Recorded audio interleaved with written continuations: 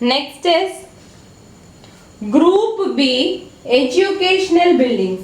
Educational buildings means any building used for school, college, training institutions for daycare purposes involving assembly for instruction, education or recreation for not less than 20 students.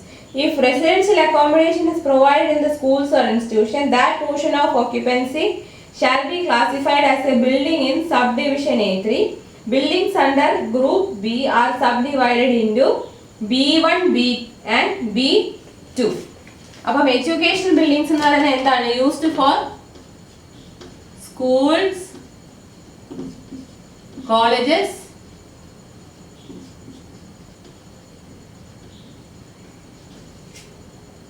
training institutions,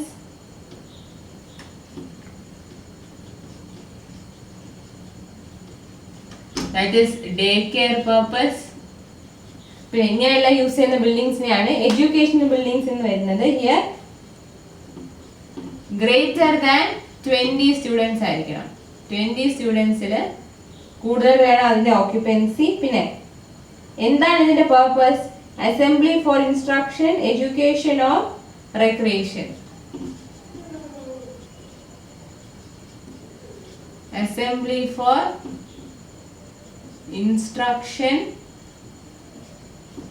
education or recreation. ഇങ്ങനെയുള്ള buildings ആണ് educational buildings.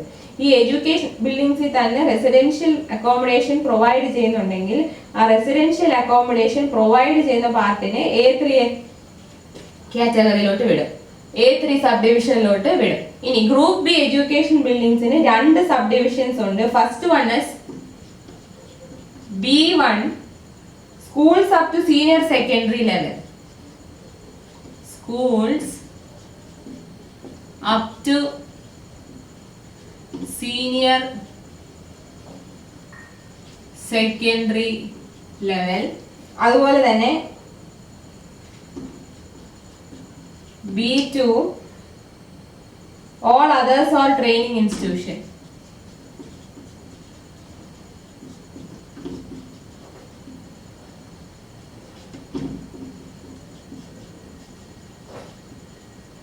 ഇതോരോന്നും എന്താണെന്ന് നോക്കാം. Sub division B1 എന്ന് പറയുന്നത് schools up to secondary, schools up to senior secondary level. ഇവിടെ പറയുന്നത് എന്താ? Include any building or group of building under single management use for students not less than 20 in number. അതായത് greater than 20 students, single or group of buildings. പിന്നെ ഒരു point ഇവിടെ പറയുന്നുണ്ട്, എന്താ? Same management. Same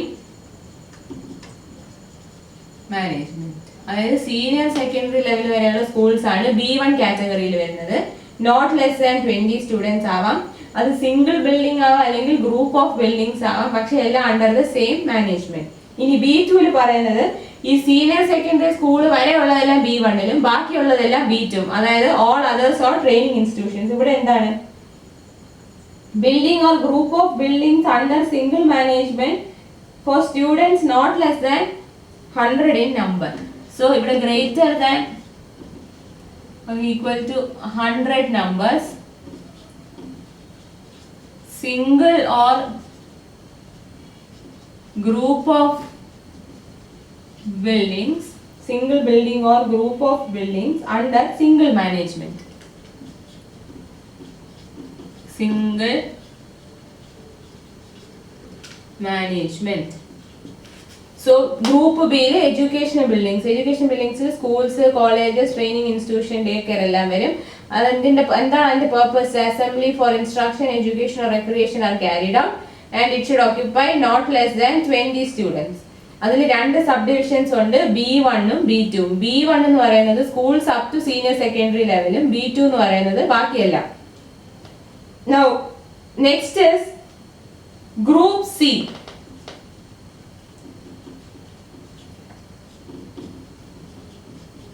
Institutional institutional buildings. Institutional buildings എന്ന് പറഞ്ഞാൽ include any building or part which is used for the purpose such as medical or other treatment or care of persons suffering from physical or mental illness, care of infants, aged persons, or for penal or correctional detention in which the liberty of inmates is restricted. Institutional buildings ordinarily provide sleeping accommodation for the occupants. Buildings and structures under Group C can be further classified. അതായത് group C എന്ന് പറയുന്നത് institution പർപ്പസിനുള്ളതാണ്. Institution buildings ആണ് ഈ group സിയിൽ വരുന്നത്.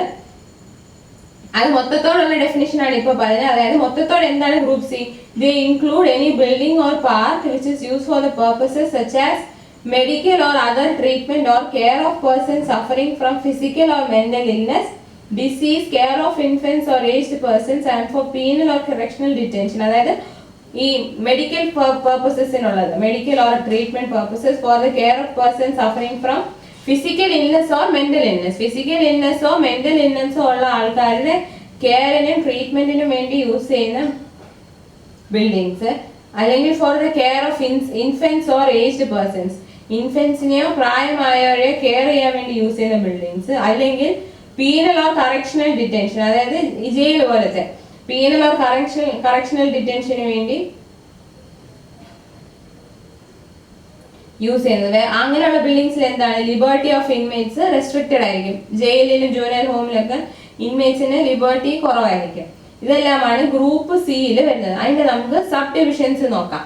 Group സിയിൽ C1, C1ൽ എന്താണ്, ഹോസ്പിറ്റൽസ് ആൻഡ് സാനറ്റോറിയ.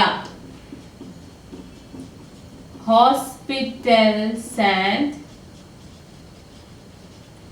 സാനറ്റോറിയ. ഇവിടെ എന്താണ്, hospitals or building or group of buildings under single management used for housing persons suffering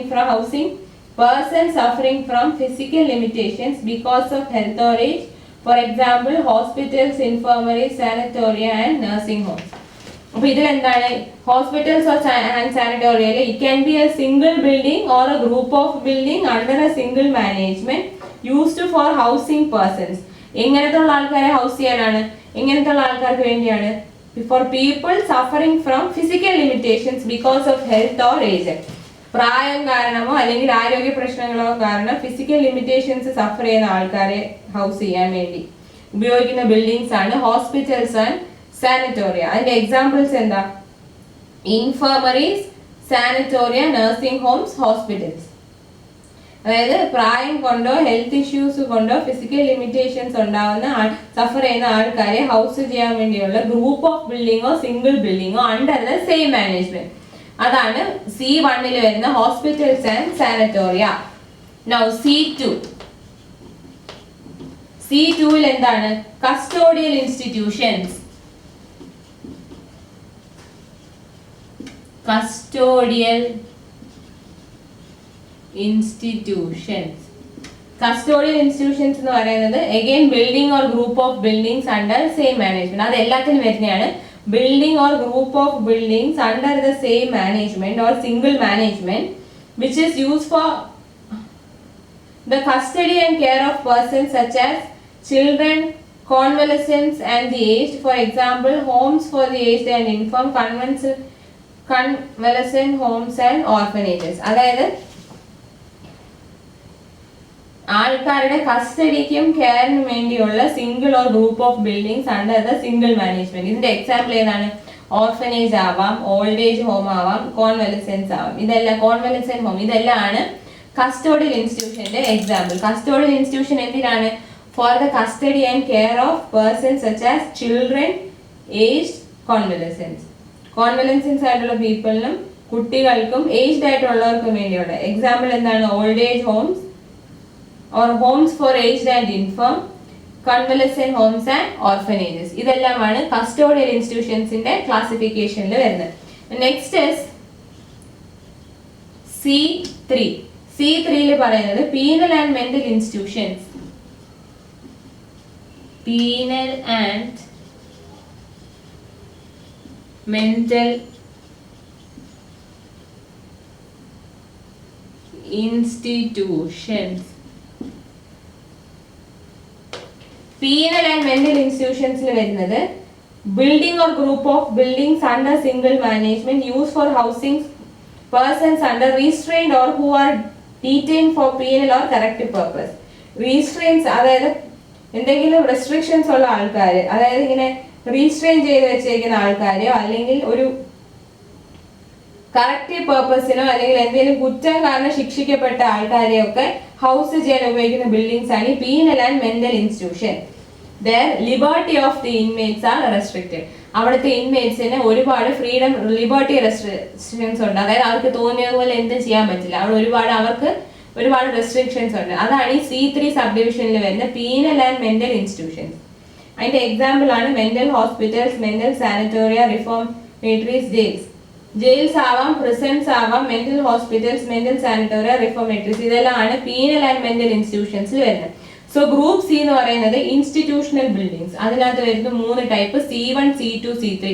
hospital C1 is hospitals and sanatoria, C2 custodial institutions,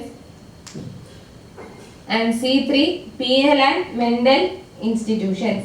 C3 penal and mental institutions.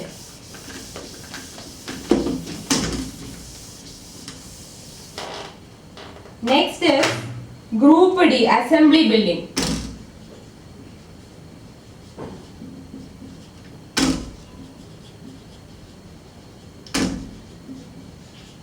Group D, assembly building. Assembly building inathu include building or part of building where number of persons not less than 50 gather for amusement, recreation, social, religious, patriotic, civil, travel and similar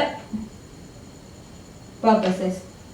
So greater than 50 persons gather for various purposes. അതാണ് assembly buildings. എന്താണ് assembly buildings? Where not less than 50 persons gather for various purposes like amusement, recreation, social, religious, patriotic, civil, travel and other similar purposes like theatres, motion picture houses, assembly halls, auditorium, exhibition hall, museums, skating rinks, gymnasium, restaurants, places of worship, dance halls, club rooms, passenger stations, terminals of air, surface and marine public transportation services, recreation piers, stadia, etc. So ഇങ്ങനെ അതായത് 50-ലധികം ആൾക്കാർ പല ആവശ്യത്തിനായിട്ട് gather ചെയ്യുന്ന buildings ആണ് ഈ assembly building. Here persons of not less than 50 number assembled. അങ്ങനെയുള്ള building ആണ് അസംബ്ലി ബിൽഡിംഗ്. അതിനെ നമുക്ക് സബ് ഡിവിഷൻ നോക്കാം. D1 പറയുന്നത് meant for theatrical performances and exhibitions. Theatrical performance and exhibitions അതിനു വേണ്ടിയുള്ളതാണ് D1. D1 എന്തിനാണ്? തിയേറ്ററിക്കൽ പെർഫോമൻസിനും എക്സിബിഷൻസിനും ഉള്ളതാണ്. തിയേറ്ററിക്കൽ പെർഫോമൻസ് ആൻഡ് എക്സിബിഷൻസിന് വേണ്ടിയുള്ളതാണ് D1. So D1 is subdivision including any building primarily meant for theatrical performances and exhibition which has a raised stage, proscenium, curtain, fixed or portable scenery or scenery loft, lights, motion picture houses, mechanical appliances or other theatrical accessories and equipments and accessories which is provided with a fixed seats for over 1,000 persons. Greater than 1,000 persons. So theatrical performanceനും എക്സിബിഷൻസിനും വേണ്ടിയുള്ള buildings അവിടെ fixed seats for over 1,000 persons provide ചെയ്തിട്ടുണ്ട്. ഇതിൽ എന്താണുള്ളത്? Raised stage ഉണ്ട്, proscenium, curtain, fixed portable scenery loft ഉണ്ടാവും, lights, motion picture houses, mechanical appliances or other theatrical accessories and equipments എല്ലാം കാണും. അതാണ് D1, theatrical performance and exhibition. നമ്മൾ വലിയ തിയേറ്റേഴ്സും എക്സിബിഷൻസും ഒക്കെ ഉണ്ടല്ലോ, അതെല്ലാം നടത്തുന്ന അസംബ്ലി ബിൽഡിംഗ് ആണ് D1 വരുന്നത്. Next D2.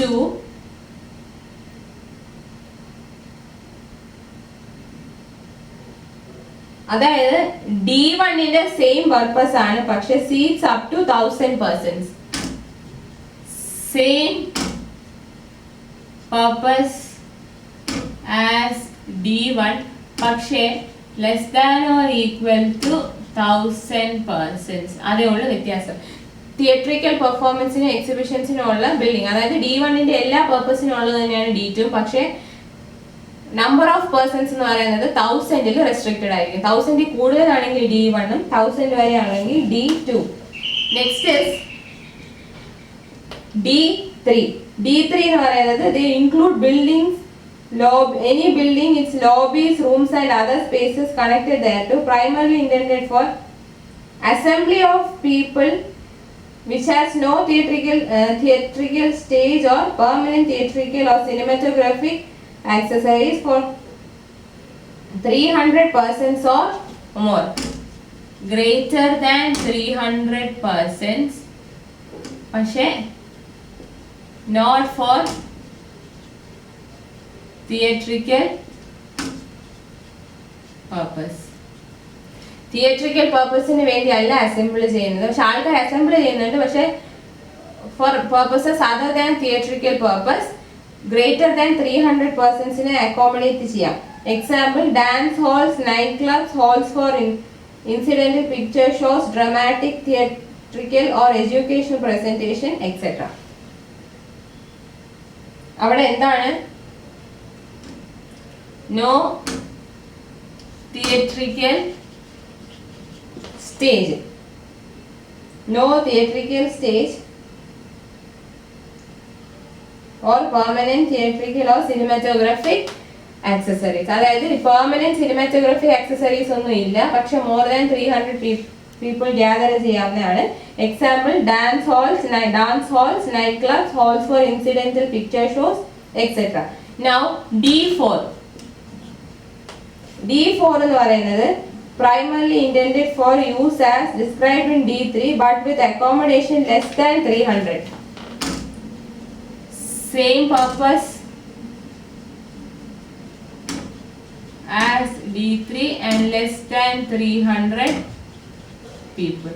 D3യുടെ അതേ പർപ്പസ് തന്നെയാണ് D4ന്, പക്ഷെ D3ക്ക് ഗ്രേറ്റർ ദാൻ 300 പീപ്പിൾ ആണെങ്കിൽ D4ന് ലെസ് ദാൻ 300 പീപ്പിൾ. ഇനി D5. D5 എന്തിനാണ്? Any building or structure, permanent or temporary, meant for assembly of people not covered by subdivisions D1 to D5.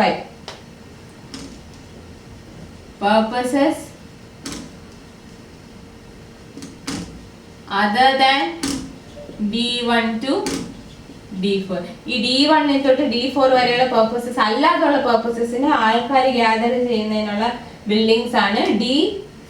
Example grandstand, stadia, amusement park structures, reviewing stands and circus tents. Now D6. D6 പറയുന്നത് എന്താണ്? Subdivision which include any building for assembly of people provided with multiple services or facilities. Multiple services or facilities. Multiple services or facilities like shopping, cinema, theaters, restaurants. Shopping,